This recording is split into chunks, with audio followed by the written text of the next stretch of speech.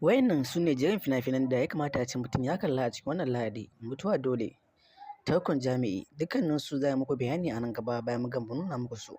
Sa'annan fim mai suna Yarima, ɗaya daga cikin babban fina-finai. Sa'annan tare da wannan babban fim ɗin mai suna Berus, wanda fim ne wanda zai matuƙar ba ku nishaɗi sosai ba ɗan kaɗan ba.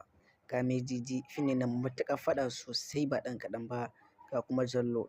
Dukkanin fina-finan da muka lissafa muku kusan guda 5 ko 6 su ne wanda ya kamata a ce mutum ya kalla a wannan Lahadin da su fita. Wayannan fina-finai dai suna ɗaya daga cikin manyan fina-finan da Sultan zai saki, ko da kuwa ce a ƙasar Indiya. Tare da manyan fina-finai wasu na America ne wanda aka yi action sosai, musamman fim mai suna Mutuwa Dole.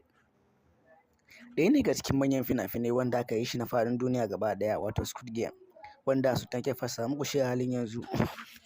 Wanda akalla ba ƙasar ba zuwa yanzu ya fasa guda 3. Na ɗaya wanda ya fara mai shi ne Tatare, na biyu kuma Shekako, na uku kuma gashi wannan Mutuwa Dole.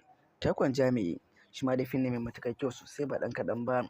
Yarima fina-finai ne na fatalwa kuma sannan na comedy, wanda zai matuƙar ba ku dariya kuma sannan zai matuƙar ba ku nishaɗi sosai ba ɗan kaɗan ba. Domin fim ɗin an yabe shi a faɗin duniya sosai ba ɗan kaɗan ba. Kuma sannan fim ne wanda ya fita a shekara ta 2024. Yana ɗaya daga cikin fina-finan da suka ba da kuɗi a ƙasar Indiya a wannan shekara da ya fita. Sa'annan Berus, wanda wannan fim ya fita ne a cikin wannan shekara. Sa'annan shi ma fim ne na comedy da ban nishaɗi da kuma wanda zai matuƙar ɗauke muku kewa sosai ba ɗan kaɗan ba. Sa'annan tare da fina-finai na Jallo, Mejiji, fim ne na faɗa sosai ba ɗan kaɗan ba. Ga duk mai buƙata, ga number wayar mu nan ya mana magana a WhatsApp, Telegram domin ƙwamashe kallon dukkanin fina-finan da suke fita a cikin kowane sati.